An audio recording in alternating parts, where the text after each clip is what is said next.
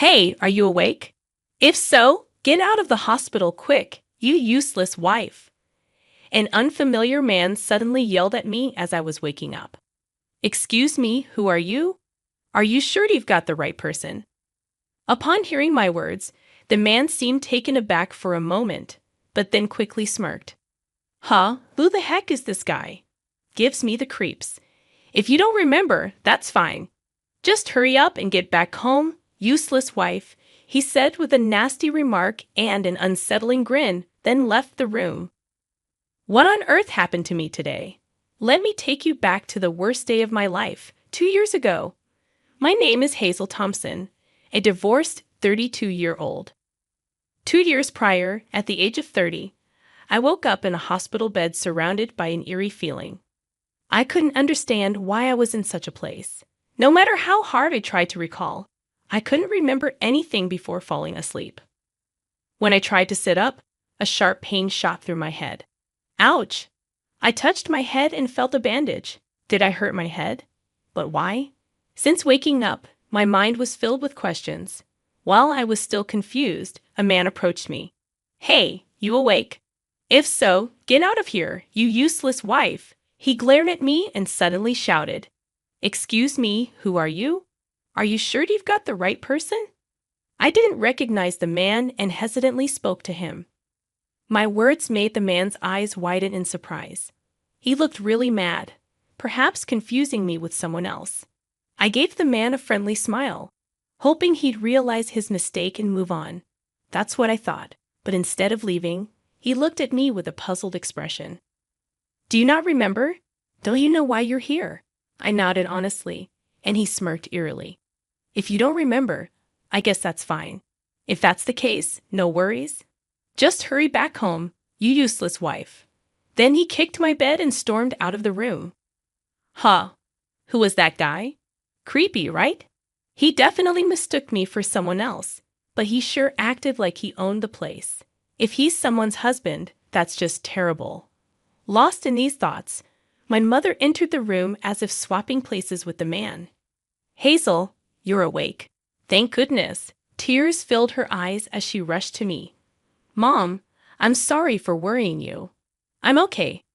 But just before you came in, some weird guy was here, and he yelled at me. I think he confused me with someone else. Is everything all right? As I said this, my mother tilted her head and said, Huh, the guy who just left was Kyle, wasn't he? Did someone come in before Kyle? Kyle? Who's that? Your husband? No way, Mom. Stop joking. What are you talking about? Just wait a second, Hazel. Are you serious? Didn't you get married last year? You came to tell me how happy you were to get married before turning 30. Don't you remember? Mom, what are you talking about? I'm only 28. What do you mean, before turning 30? Upon hearing this, my mother rushed out of the room in panic. Soon, doctors and nurses came rushing in, and I underwent various tests. I was later diagnosed with amnesia due to a severe head injury. It turned out I hadn't lost all my memories, but had forgotten about the last 2 years since I met my husband, Kyle. It seems I've lost my memories from the age of 28 to 30. The man who had yelled at me earlier, Kyle, was indeed my husband. Kyle had yelled at me without showing any concern after I woke up. I wondered why I had married such a man. The next day, in the afternoon, the same man, supposedly my husband Kyle, visited the room. This time he was accompanied by an older woman. Is this woman also someone I know? While I pondered that, she said, Look at that, you're already up. How long were you planning on lounging around, just like Kyle? Instead of showing concern, she snapped at me. Excuse me, but who are you? Upon hearing my question, she looked surprised but retorted, Wow, just like Kyle said, you really don't know me. I'm so sorry I don't recognize you or the man from earlier either, just like Kyle did yesterday. She smirked and added, Well, that's convenient. Kyle, you played your cards right. What did she mean by played your cards right? When I looked puzzled, Kyle explained, You're my wife, and this is my mother. Got it? Apparently, this woman was his mother, in other words, my mother-in-law. By the way, It's just a little injury, right? How long are you planning on staying in the hospital? Who's going to cook our meals? And there's a pile of laundry. Hurry up and come home. Joining in, my mother-in-law exclaimed, "That's right. Do you know how much this hospital stay is going to cost? And what about work? You've been missing out, but the pay is still coming in, right?" Kyle and my mother-in-law kept nagging and blaming me, but when my mother came to visit, their attitude changed drastically. "Hazel, how are you feeling? Oh, you guys are here too." It seems Hazel has lost her memory from the time she met Kyle. Addressing the in-laws, my mother's voice trailed off. My mother-in-law quickly said, "She hit her head, right? At least she looks okay. That's a relief." My mother-in-law hurriedly added, "Well, we'll be off then," and they left in a hurry.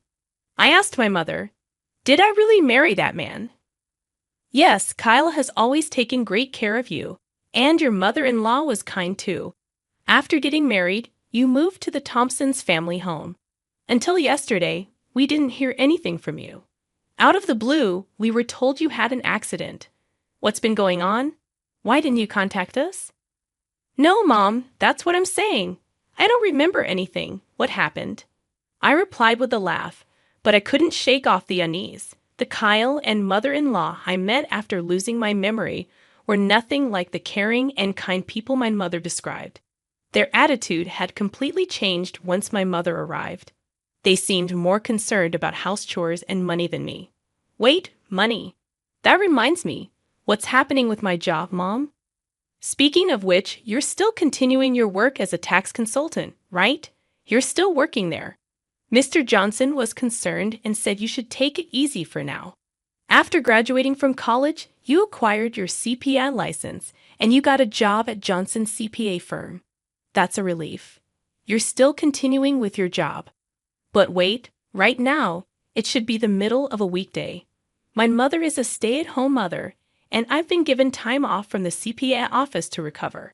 But what about those two? They came to the hospital, but aren't they working? The more I thought about Kyle and my mother-in-law, the more suspicious I became. And it wasn't just me, my mother, seeing my behavior, started to become suspicious of Kyle and his mother as well. Then the next day, I still couldn't recall my memories. Kyle and his mom visited the hospital again in the afternoon. "Hey, Hazel, enough is enough. At first, I thought it was okay if you lost your memories, but how long are you going to stay here? I've been telling you to come home and take care of me. Before the accident, how did I handle such harsh words from Kyle? But thinking about it, there's nothing I can do since I can't remember. No matter what you say, I don't remember you. I don't want to live with someone I don't know. Besides, I'm still receiving treatment. Why don't you take care of yourself? You're an adult, right?" I boldly said that to Kyle. He then grabbed me by the collar, his face turning bright red, and said, "You trying to defy me? I did you a favor by marrying a slowpoke like you. No one will want you if I leave you." His mother, my mother-in-law, chided Kyle. "Didn't we agree you wouldn't raise your hand?" Outside, while saying that, she added, "Kyle's right. We're putting up with a clut like you. All you need to do is earn money and take care of us." Suddenly acting defiant and being cocky, being hospitalized and wasting money, whether it was from being grabbed by the collar or from their confrontation. A dull pain like I was hit with a blunt object ran through my head. Then I remembered everything. It felt like a fog lifting from my mind, and everything became clear, from meeting Kyle to our married life and why I had the accident. I remembered everything, but I couldn't let those two know that I regained my memory. Pretending to still have amnesia, I said, "Stop it. I might not remember how I was before, but I'll call the police, okay?" Upon hearing this, Kyle let go of me, and my mother-in-law angrily remarked, "You ungrateful wife, don't get carried away." But again, their attitude changed dramatically as soon as my mother appeared. "Oh, hey, you've been visiting every day, haven't you?" With a forced smile, my mother-in-law addressed my mother. Today, a counselor also joined my mother. Apparently, there was going to be a discussion with Kyle, my mother-in-law, and my mother to help retrieve my memories. Though my memory had already returned, this seemed like the perfect opportunity. Without letting the counselor know I had remembered, we began the session. Kyle and my mother-in-law insisted there was no pressing need for me to force my memories back, and just like that, their attitude changed completely from just moments ago. Kyle spoke with a bright smile, detailing how harmoniously we had lived as a married couple up until now. My mother-in-law enthusiastically recounted how we lived like a real mother and daughter. Where did these two learn to act so convincingly? Their tales seemed so fabricated. It was clear they were enjoying spinning their web of lies. Hearing their stories, I couldn't help but frown. My mother, sensing something amiss, made eye contact with me.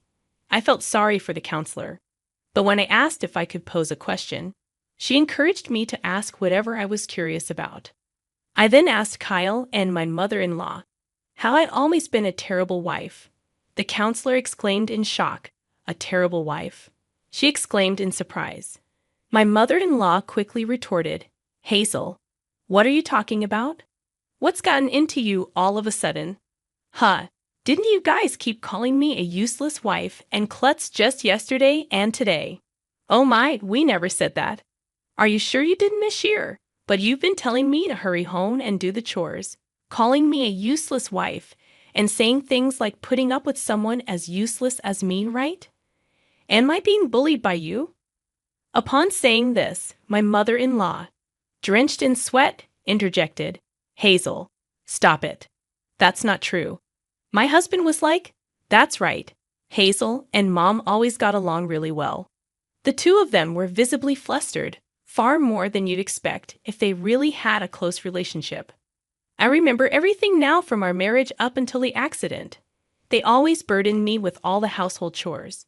On top of that, my mother-in-law used to take most of my salary, claiming it was for living expenses. Facing Kyle, I inquired, "By the way, Kyle, what do you do for a living?" He hesitated to respond. "I've been working at the accounting firm and doing all the housework, right?" "That means you must be so busy you can't do housework, yet you come to the hospital every day at noon. What exactly are you doing?" "I took some time off from work because I was worried about you." "Really? So what's your job?" "That's none of your business right now." Kyle was becoming increasingly agitated. Shouldn't we be discussing everything openly during counseling?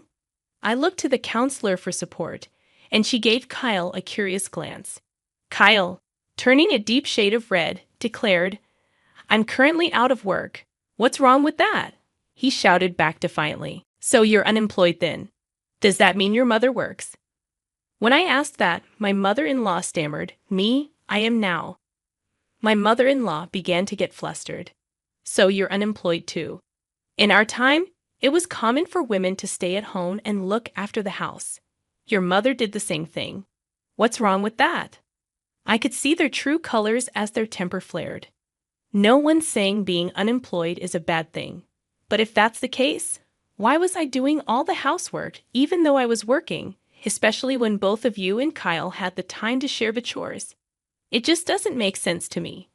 Getting increasingly frustrated, my mother-in-law snapped, "What are you trying to say? It's a given for a wife to do house chores, but you two were living off the money I earned, right? Isn't that a bit much? You don't get too big for your boots. It's only natural for you to earn money for Kyle's sake. Just be grateful you have someone like him." Finally, my mother-in-law, forgetting that my mother and the counselor were present, began to yell at me. "What's going on? I'm clearly being tormented here. Why did I marry someone like this? Someone who won't even stand up for me when I'm being bullied by his mother. I married the worst kind of guy." When I said that, Kyle retorted, "You calling me the worst? Don't mess with me. You're lucky to be married to a catch like me. It's only natural you'd serve me. I can't stand this charade anymore. This hospital bill is such a waste of money. I don't have money to waste on you. Just come back home." Kyle shouted this, and my mother-in-law chimed in, "Exactly. You've been hospitalized for days. How much is that going to cost? We were just thinking of letting you stay at home during the summer because you said you'd obey and follow me." Kyle laughed along and added, Too bad because you opposed Mom. Your bedroom turned back into the barn. The counselor, who had been silently listening, exclaimed, "You had her sleep in a barn during this scorching summer." Caught off guard, the two stammered, "Well, she was being rebellious." They desperately began to make excuses, but it was already too late.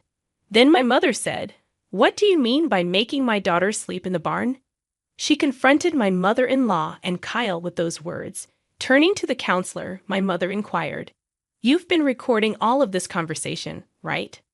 The counselor had mentioned at the beginning that the sessions would be recorded for future reference. The counselor affirmed, "Of course." Upon hearing this, Kyle and my mother-in-law began trembling and mumbled, "We're sorry," in a pitiable tone. But this was just the beginning. "Shall we go for the finishing blow?" I announced. Everyone froze. I remember everything. Kyle and my mother-in-law jumped up, exclaiming, "We're so sorry, we repent. Please spare us any more of this," begging for forgiveness. But why should I forgive? I explained to everyone why I ended up being hospitalized. Back then, I was utterly brainwashed by the two of them. Even though I was initially tormented after our marriage, they'd be kind to me afterwards. I was relied on, gradually beginning to feel that these two couldn't manage without me. With such a mindset, it's strange how I started to follow their every command. I was told not to contact my real parents, and I obeyed that without a second thought. More importantly, even when I was mistreated, I never felt that the treatment was unjust. Then came the day of the accident.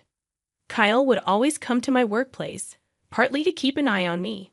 But that day, by chance, he saw me greet my boss, Mr. Johnson, on the way home. Inside the car, he yelled at me, "Were you always flirting with other men besides me, like you did just now?" In a fit of rage, he pulled the car over and tried to drag me out of it.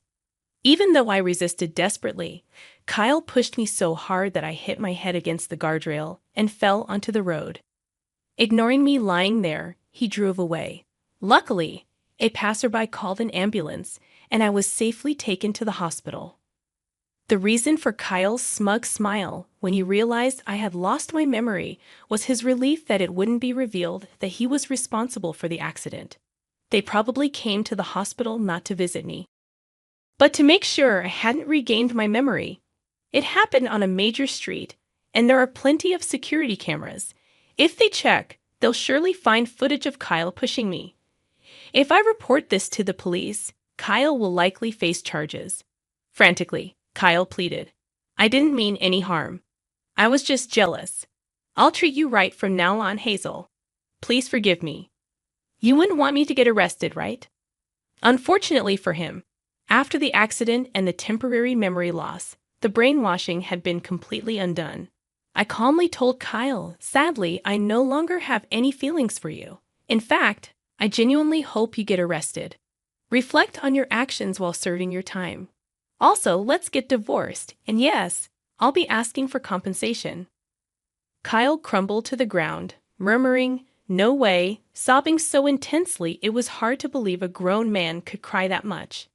My mother-in-law, even at this point, yelled, "Who do you think allowed you to live in our house all this time, you ungrateful woman?"